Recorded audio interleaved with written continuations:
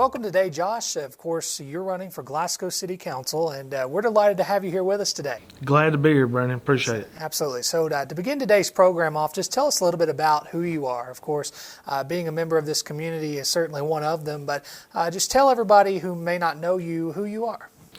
Well, like I said, my name's Josh Fields. Most people know me as Red, and I can't figure out where they came up with that at. But 37 years old, lived here in Berrien County all my life, was raised out in the Keno community.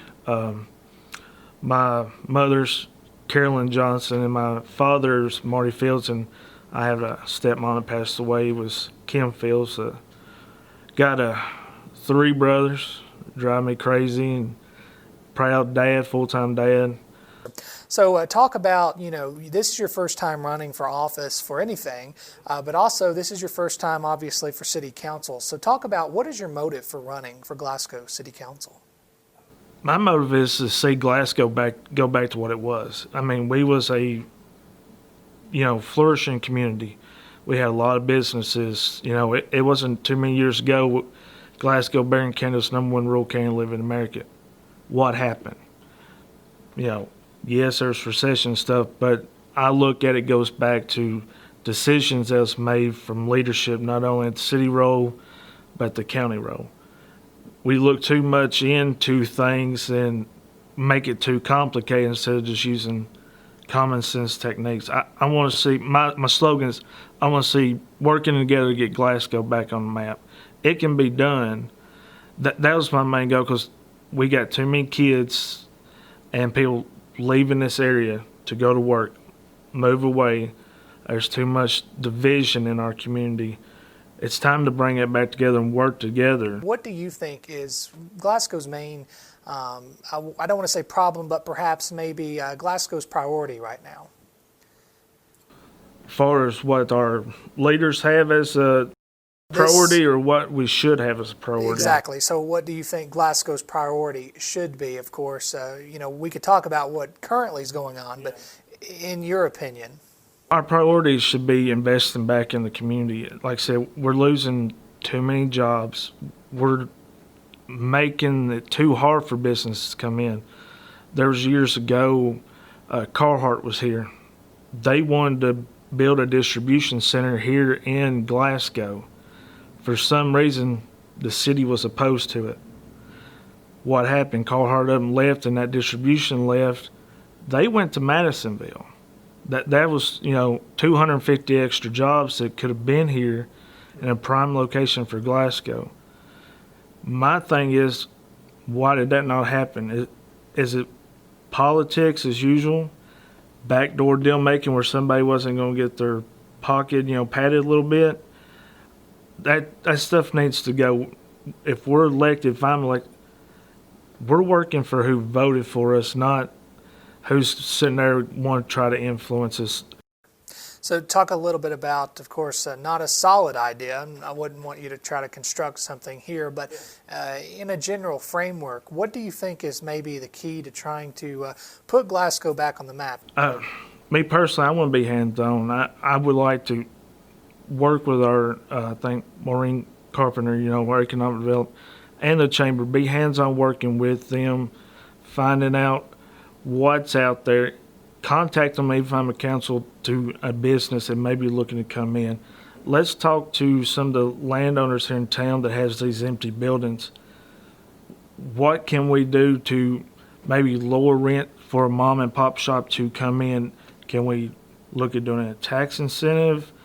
Because there's too many empty buildings here. There's a reason for that. Either the prices are too high, or nobody knows how to reach out to advertise to somebody. You can drive by, you can see a sign in the window, and if you want to call it, you can. But if they're not promoting it, they got an open lease there, no one's going to come to it. So I feel like we should have like a site that, the city with the chamber put a little something up there. Hey, we got these available buildings for lease, where that can be broadcasted out, and the chamber reaches out throughout the whole state and can reach out farther. If we can fill those up and bring in more jobs, that would work. That's where I would want to go. far as that. And I know there's lots of people that has so many different contacts in the city. It's a matter of working with them to see what road they can lead you on, because there's probably not too many people that wants to be as full hands-on as I would like to be. I mean, you have the mayors in there every single day that can do things.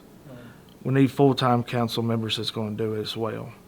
So something that's really, I want to say, I guess, popular or of high interest to our listeners and readers of online content, but those in this community as well that are working and living, is the Glasgow Electric Plant Board. Do you support the Glasgow Electric Plant Board's current state? And if you do not, what do you think should be done to the Glasgow Electric Plant Board, and how might you try to accomplish that if you're elected? Well, I do 100%. I'm on board with the Electric Plant Board. They do a fabulous job, fantastic job. And they come in each and every day with all the scrutiny that's going on and still do their job, and they're not complaining. They do it with a smile because, they care about serving, the city. Several years ago, I was not very keen on the EPB for the fact that there was a federal law that was passed several years ago that any municipality-owned utility company had to generate 30% of their energy through green energy, whether it's natural gas or anything like that. We was not doing that, but talking and learning through this under the TVA Act, that was something that was not allowed through that. But under this new TVA contract, we can go in and they can do green energy and produce this, and they're giving us money to experiment and get this right. I think it's a hindrance that some of the board members right now are holding up procedures and things that needs to get done. Right now would be the perfect time to go ahead with what Billy Ray and the EPBs want to do, to put out the solar panel to start getting data to see what we could do to generate that and lower the price for the community. Sure. Is there anything that you feel like I may have not asked you that you want people to know, that you want to share? No, off the top of my head, I just, the only thing I could think of is, another thing, like we talked about earlier, and me and you've talked in the past, is, my passion for the kids in this area. I think that's one thing I would like to push more, if elected on council, is to invest more in our children in our area and the community. I think it was last week I seen some of the officers here in town was out delivering things to the kids in the community that was donated by Life Skills. I think we need to do more community outreach like that with our youth and all that. But so far, seeing the parks being redone and everything, and I live in housing. Right behind my house is Twyman Park, and seeing the kids enjoy that new park down there, and hearing them out there yelling and laughing and all that, man, that brings a smile to my face. And if we can continue to do that, why would we, stop? We need to. So, besides, the industry and jobs, community outreach and kids, they're both right there on the same level with me, because,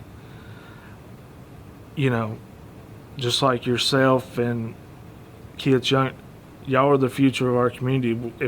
If we're not doing enough to keep you here, we need to figure out why, because we don't need talent to leave. It's okay to leave, go to college, but we want you to come back. So we got to figure out how to work that in there. That way we can keep what we have here, because there's a lot of talent in this community and a lot of happy kids. So we need to keep working on that. Excellent. Well, we thank you for coming in today, participating in this interview, of course. So we wish you the best of luck this November, okay? I appreciate it, Brandon. It's nice talking with you.